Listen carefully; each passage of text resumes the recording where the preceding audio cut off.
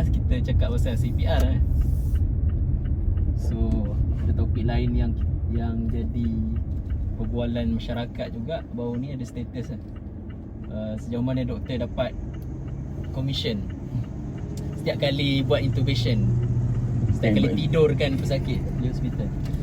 Weh, kalau macam tu masyok lah. Tu lah. Dan tu ramai doktor yang akan stay kat KKM kan. Tak mana nak claim lah. So Nakib, ada dapat komisen lagi sebagai pakar kecemasan dekat hospital KKM ni? Setiap kali intubate. Dulu masa awal-awal semua tu aku menunggulah untuk ada pesakit kena intubate supaya boleh isi logbook lah. Tapi sekarang ni kita kalau boleh kita elakkan lah. Maksudnya kita berdoa supaya pesakit kita tak di-intubate. Kenapa kita nak intubate? Kita nak sangat intubate pesakit kalau pesakit dia tak boleh intubate. So bukan suka-suka hati lah kan. Intubate ni berapa nak? Alamak, intubate tu apa? Intubate okay, intubate ni maksudnya kalau kita nama penuhnya adalah kita fokus pada orang yang selalu cakap pasal ditidurkan, masukkan tube pernafasan. Maksudnya kita kalau English endotracheal intubation. Endo masukkan tube ke dalam trachea. Trachea tu selalu pernafasan. So kita masukkan tube pernafasan. Cuma bila yang netizen kata tidur kan memang dia naik tidur yang viral ni. Ditidur kan. Tidur dia kan. Doktor ni masuk ke tidurkan pesakit. Okay. So actually dia proses nak masukkan tube tu memang kita ada certain keadaan kita bagi ubat tidur, ubat sedasi lah, supaya proses tu berjalan lancar dan pesakit pun tak sakit. Kita bagi ubat tak sakit juga dan kita ambil alih pernafasan dia dan sambungkan ke tiub pernafasan. Itu yang dinamakan sebenarnya intubasi. Bukan sahaja kita nak tidurkan pesakit. Sebab kadang-kadang pesakit pun dah tak sedar lah pun. Tapi macam mana keadaan, maksudnya nak buat intubation ni? Semua pesakit yang datang emergency semua yang intubate ke? Atau apa macam mana? Maksudnya apa indikasi bila pesakit ni kena tidur lah. Bila doktor akan kena intubate? Maksudnya macam mana doktor buat decision, patient ni kita kena masuk tube pernafasan, patient ni tak payah. Indikasi. Aku lebih suka kita fokus pada kes-kes yang memang diperlukan, kritikal lah. Maksudnya pesakit yang memang ada masalah, bukannya pesakit macam elektif nak ditidurkan sebab nak operation kan. Itu memang aku rasa tak ada isu pun. Maksudnya ni dalam setting tengah kecemasan yang mungkin dilema buat keluarga. Kata tadi saya hantar mak saya sedar, tapi bila saya masuk balik mak saya dah tak sedar. Lepas tu doktor dah tidurkan kan. So lepas tu mungkin Allah sayang diorang, pesakit meninggal. Lepas tu ada keluarga yang stigma dia kata pesakit keluarga meninggal selepas ditidurkan. So indikasi dia biasa common yang kita tahu kalau masalah pernafasan lah. Masalahnya masuk dari segi oksigen yang masuk dalam badan tu ada masalah. Mungkin contoh jangkitan kuman paru-paru. Lepas tu baru ni kita ada pandemik COVID. Yang kedua masalah kita panggil ventilation. Maksudnya oksigen, pertukaran gas oksigen carbon dioxide tu problem. Contoh patient yang ada masalah asma. Lepas tu satu lagi yang memang jadi common, kita akan discuss family member kalau pesakit tu tak sedarkan diri. Contohnya accident kan. Yang ada masalah pendarahan kepala yang memang kita risau risiko aspirasi. Aspirasi aspiration lah. Maksudnya takut tersedak masuk paru-paru. Itu bila kesedaran dia tak penuh, itu memang pesakit perlu ditidurkan. So ni memang kita katakan ini adalah proses life saving procedure. Proses nak menyelamatkan pesakit tu sendiri. Sebab pesakit tu dah tak okey. Bukannya lepas kita intubate ni pesakit tu makin teruk. Dia adalah satu proses perawatan. Dia macam mana? Maksudnya kalau orang awam kan, maksudnya kalau aku bukan orang yang mungkin faham betul-betul proses dia tu, kenapa? Maksudnya apa sebab nak kena nak kena intubate tu? Maksudnya mekanisme dia tu untuk apa? Untuk mudahkan apa ke macam mana? Faham tak? Kenapa kalau so kalau kita tak intubate macam mana? So apa jadi? So bila ni macam lebih pada ilmiah lah kan. Benda ni penting aku rasa supaya setiap orang yang melakukan proses intubasi diterangkan kepada keluarga dengan jelas supaya keluarga faham. Okey, sebab dia adalah proses untuk nak menyelamatkan pesakit, mengambil masa pesakit ni untuk pulih. Okey, contoh, kita bagi contoh. Kalau pesakit ni ada masalah dengan oksigen kurang, contoh jangkitan kuman paru-paru, so rawatan ni adalah antibiotik kan. Okey, dan masa yang sama kita nak pastikan oksigen sampai secukupnya, kadar oksigen yang tinggi. Sebab tu kita intubate patient. So that's tujuan dia, supaya kita dapat sampaikan oksigen dengan kadar yang tinggi, gunakan mesin. Dalam masa yang sama kita pulihkan paru-paru tu dengan kita rest, kita bagi antibiotik. So it's part of treatment. Yang kedua, kalau contoh kes lain lah, pesakit accident kan, macam Masmi ni kan kaki rempit kan, so dia dia betul. Dia tahu lah, dia tahu kes-kes banyak kemalangan kan. So kalau bila pesakit accident parah dekat muka, so risiko aspiration, darah masuk semua, lepas tu ada masalah cedera kepala. So risiko kita nak protect supaya tak berlaku aspiration tu, kita masukkan tube pernafasan. So risiko aspiration, maksudnya masuk ke dalam paru-paru tu dapat dielakkan. Dalam masa sama kita bagi masa pesakit tu pulih. Mungkin nak buat pembedahan kepala kalau ada masalah kecederaan kepala. So it's time to heal lah, untuk rawat pesakit tu. Tak, kan waktu aku kerja hospital tu ada satu istilah for cerebral protection. Itu macam mana? Oh, ni contoh macam pesakit yang kena sawan, tiba-tiba kita nak tidur kan, kita buat masuk tube pernafasan. Tapi dia sawan, tak ada kaitan dengan apa-apa. Macam mana orang kata? Macam aku pula kena kan. Oh shit lah. Oh, tahu-tahu kalau dah lama tak intubate patient kan. Sama juga. Okay, cerebral protection kita nak rest supaya bila sawan kita nak kata metabolism fungsi otak tu meningkat semua. So kita nak maintain supaya oksigen cukup. Sama juga dengan kecederaan kepala. So kita nak semua keadaan dalam keadaan normal, cukup. So kita akan kawal dengan mesin. Kita ambil darah, kita tengok balik oksigen level macam mana kita akan setting. So dia poin mudah dia adalah lebih kepada kita boleh manipulate. Untuk sementara waktu kita boleh manipulate guna mesin menggantikan fungsi paru-paru. Macam tu lah. Macam tu bahasa mudah dia lah. Kita tak nak elakkan ada komplikasi lain. Dia sama kekurangan juga, oksigen. analogi mudah sama juga macam orang yang rosak buah pinggang, dia terpaksa guna mesin dialisis. Sama juga macam kes ni, paru-paru dia tak fungsi dengan elok, so kita terpaksa guna mesin tu sementara sampai dia capai balik optimum level dia punya fungsi paru-paru. Itulah bahasa paling mudah yang kita boleh buat. Orang kata rumusan lah.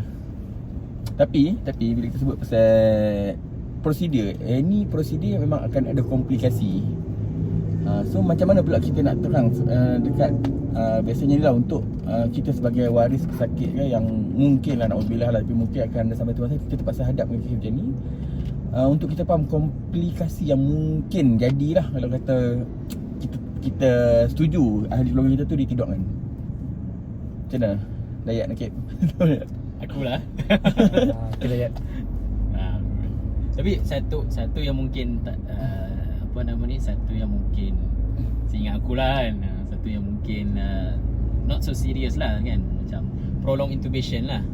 Dia isu bila prolonged ventilation biasanya lah kita aim bila pesakit dah ditidurkan, kita memang aim kita nak buka tip pernafasan tu supaya pesakit tak bergantung. Tapi kalau maksudnya kita tak boleh wind off, maksudnya untuk kurangkan kadar oksigen tu, kita akan discuss dan akhirnya akan kena buat trachea lah, supaya pesakit tu akan menafas melalui tracheostomy. Itu biasanya kita akan explain lah prolonged ventilation. Lepas tu isu lain mungkin bila potong prolonged ventilation pun ada risiko jangkitan kuman. Tapi itu adalah kita panggil beneficent versus risk kan. Maksudnya kita ambil kalau dalam Islam kita akan ambil aqafu baina ad-dararain. Maksudnya antara dua inilah mudarat mana yang lebih ringan lah. Lebih ringan. So bagi aku point tu lah memang kena explain kat keluarga. Dan satu lagi proses intubasi terutama dalam kes emergency ni sendiri pun dah consider high risk kan. Pesakit tak stabil. Bila kita nak intubate tu, dia ada period yang memang pesakit tu tak bernafas. Kita bagi ubat kan supaya dimudahkan proses intubasi. So memang risiko tinggi. Itu memang kita kena explain kat keluarga. Tapi kalau kita tak buat, memang ada keluarga yang mungkin tak faham akan nak ambil masa untuk faham tu kan. Kalau kita tak buat that point, kita akan terlepas period untuk selamatkan pesakit. Tu ikhtiar kita lah. Tu aku rasa very crucial lah untuk petugas kesihatan terangkan, supaya tak adalah diorang tuduh kita ambil commission kan. Kayaknya even maksudnya mungkin sebelum intubation ni direka, dicipta sebelum ni, maksudnya mungkin lebih ramai pesakit yang meninggal even sebelum, yalah, meninggal sebelum oksigen tu dapat disampaikan secara cukup ke otak. Betul tak? Mungkin contohlah waktu tu mungkin tak ada lagi mesin ventilation dan mungkin tak ada lagi ATT ke di reka. Tapi kalau nak imbau kenangan lama kan, zaman Covid tu, zaman oksigen kurang, zaman tak ada ventilation, ramai yang meninggal kan. Betul tak? So bila sekarang ni alhamdulillah lah, kita dah dapat, maksudnya keadaan pandemik dah berakhir. So bila kita boleh intubate pesakit, kita ada mesin yang mencukupi.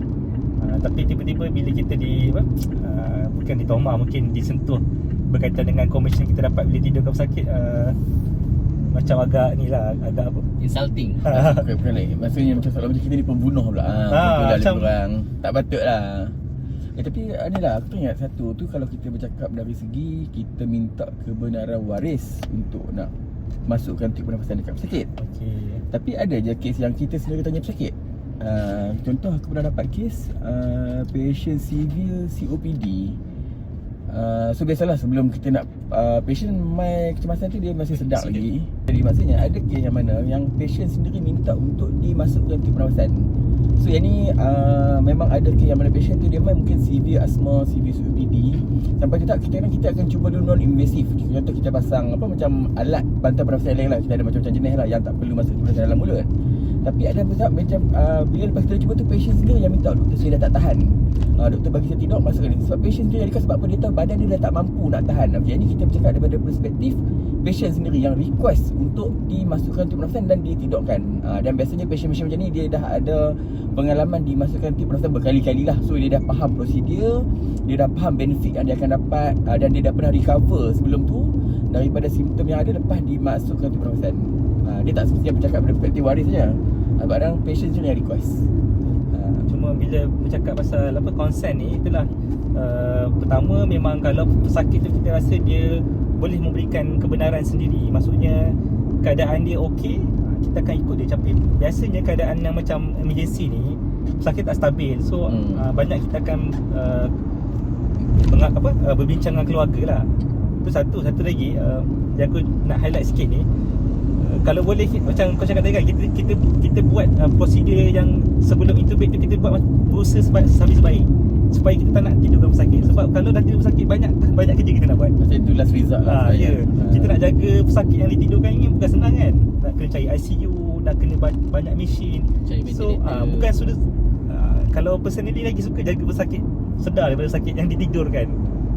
So aku rasa tak ada staf kesihatan pun yang akan suka-suka nak tidurkan pesakit lah. Tapi itulah dia, kadang-kadang kita ni kurang pendedahan terhadap realiti yang jadi dalam fasiliti kesihatan. Sebab kita tengok satu, kita tak ada cerita-cerita yang mendidik masyarakat. Contoh macam House, macam Grey's Anatomy ke apa, yang kita ada tunjuk doktor duk cinta. Jadi kadang-kadang susah untuk masyarakat ni nak tahu realiti sebenar. Apa yang doktor, staf petugas kesihatan ni duk buat kat belakang tabir ni, apa yang dia buat sebenarnya. Masuk-masuk tengok, ayah aku dah kena tidur dah, tu je. Tapi the reason behind that, sebab apa benda tu kita buat tu, dia tak kurang pendedahan. So benda ni mungkin perlu lebih banyak untuk advokasi lagi lah.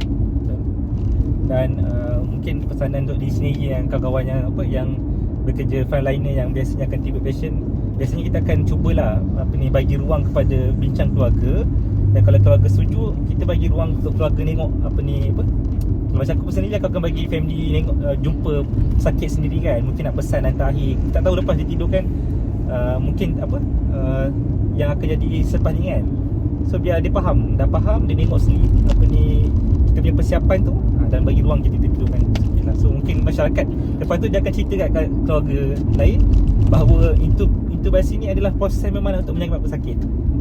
Cakap pasal drama tu kan, rasa dekat UK ada satu reality TV diorang buat dekat emergency department. Ada macam dokumentari kan. Tadi. Tapi dia sensor lah kot. Maksudnya live station lah Dia maksudnya. live bila kes Bukan sampai berlakon tu lah. cuma dia akan tutup muka-muka pesakit lah. Dia bukan berlakon, memang real live situation. Memang ada. Israel ada satu channel YouTube dia buat macam tu. Dia punya bukan channel YouTube lah, dia punya station TV tapi boleh tengok kat YouTube. Israel tu apa? Israel ni bukan negara lah.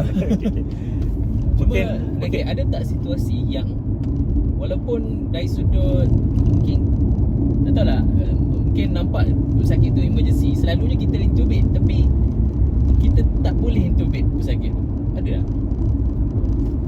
tak boleh intubate tu sebab ada halangan ke atau pesakit tu tak? Maksudnya Difficult intubation kan maksud? Okay, I mean okay, Kita tak intubation intubate. maksudnya okay, satu kalau ada ke dari sudut klinikal yang macam benda tu jadi Tak perlu intubate tapi intubate. jadi macam apa? Okay, Yang dilema. ni, tak boleh intubate ni. Contoh macam tu. Itu klinikal. Satu lagi dari sudut mungkin medical legal lah. Contoh tengok-tengok, oh punya tahu patient tu ialah stage 4 DNR. Contoh mungkin waris memang dah palliative treatment ke. Kalau rasanya kau bertanya dan kau memberikan jawapan lah. Aku suka soalan macam tu. Itulah apa ni tu, ataupun kau sendiri, I mean sepanjang ni pernah encounter macam tu buat kat emergency lah. biasanya bila perbincangan dia lebih kepada direction of care pesakit. Kalau pesakit yang memang contohlah dah keadaan yang memang poor prognosis, memang sakit dia dah ada kanser dan memang palliatif, dan banyak komorbid, dah lanjut usia. So perbincangan tu antara kita, keluarga, doktor yang tim utama yang merawat, maksudnya, dan kita akan evaluate keadaan. So maksudnya setiap pesakit tu dia ada keputusan dia adalah berdasarkan pesakit. Dia tak generalize semua. Dan memang ada certain pesakit yang memang kita panggil lawatan palliatif. Maksudnya kita tak akan agresif sampai kita intubate pesakit lah. Kita tahu mungkin outcome dia tak bagus. So kita ataupun akan it doesn't affect the outcome pun. ya, betul. So bila once doktor nak intubate tu memang maksudnya for benefit of patient, kita merasakan pesakit ni dengan intubasi ada chance, harapan. ada harapan. Dia macam ni lah, macam ada kes kadang-kadang waris pesakit mai bawa pesakit umur mungkin dah dalam 80-90, dekat rumah pun macam dah bedridden. Maksudnya quality of life dia pun dah tak cantik. So biasanya kalau orang Melayu lah, orang Melayu kata tak apalah, biarlah ayah atau mak sepi dengan tenang, tak payah nak masuk apa-apa nak Ada agresif. yang nak bawa balik rumah kan. Tapi ada ke pernah yang macam bawa balik kat rumah. ini waris insist juga untuk please doktor intubate ke apa ke? Ada. Tapi yang tu clinical judgement kan. Dia ada macam mana pun kalau kata benefit risk tu tak, orang kata tak banyak benefit, still based on clinical punya judgement. Sebab yang isu-isu dia lebih pada isu ethics, medical legal ni. Tu kena kupas panjang lah. Tapi prinsip dia, bila kita intubasi ni membawa maksudnya benefit kepada pesakit, kita akan buat lah. So kesimpulan apa nak sampai dah ni? Tapi ya okey, kalau kadang-kadang dekat tak semestinya kat ED je kan, maksudnya Betul. ambulance kan.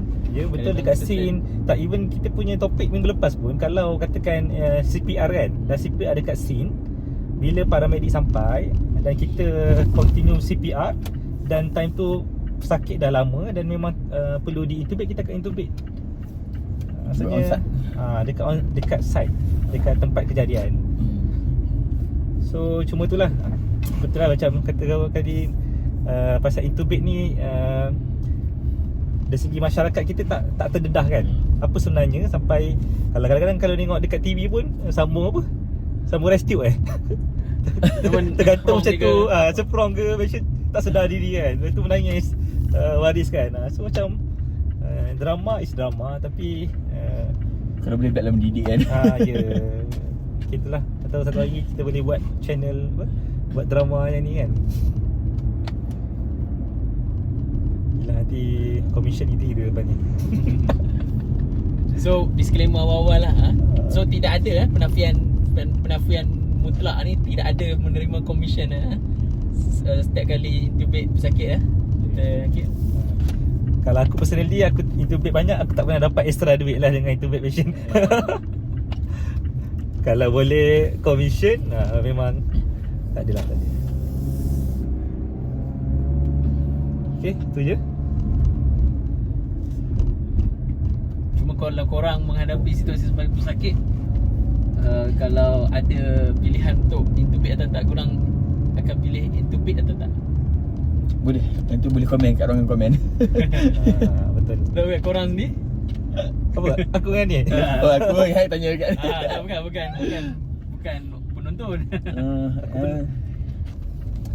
Yang tu based on, kalau macam aku senang lah kalau kata add na'udzubillah, tapi kalau macam sampai tahap memang kita sendiri kritikal, bagi aku kita serah pada yang ahli lah. Kalau kata dalam bidang perubatan yang pakar, doktor yang merawat tu, kalau dia rasa the best is intubate, terpulang kepada dia lah. Itu kalau aku lah, aku mudah. Kalau kata kita serah kepada pakar, kita pergi bengkel, pakai terus pergi bengkel, nak cek gigi, pinit gigi. Kalau kata bila dah sampai tahap kesihatan, kita bagi inilah amanah tu pada doktor yang merawat lah, untuk bagi yang terbaik kita. Alhamdulillah lah, sepanjang perkhidmatan aku memang akan ada few keluarga yang akan mula-mula sukar nak buat keputusan lah. Tapi bila kita explain cara baik, kita beritahu, kita tunjukkan keadaan pesakit, boleh terima. So the point is kita menyampaikan poin yang penting, kita terangkan, dan kita sama-sama buat keputusan lah. Itulah, tapi bila sebut pasal tu kan, bila kita consult dengan baris dalam, bila kita kena bayangkan waktu keadaan pesakit tengah kritikal, ahli keluarga tengah sedih. Jadi kadang-kadang dia nak buat decision tu, memang dia ambil masa sikit. Betul. Dia nak proses maklumat dia dapat. Kumpul ahli keluarga, nak minta kumpul pandangan ahli orang lain. keluarga. Betul. Yang tu yang kadang-kadang dia delay the proses lah. That's why sometimes kalau kata memang life threatening betul-betul, doktor tak tunggu dah. Ada setengah keadaan doktor terpaksa ambil decision cepat. So akan kata, So kesimpulannya, intubation ni kalau boleh doktor tak nak buat pun. Betul. Doktor hanya akan buat bila benda tu untuk menyelamatkan nyawa pesakit, ataupun benda tu adalah untuk memastikan yalah keselamatan pesakit lebih daripada mudarat yang pesakit akan terima. Okay, Dah sampai dah pun. sampai dah. kita jumpa di next episode pula. Alright. Okay. Okay. Terima kasih semua. So Like, share. subscribe.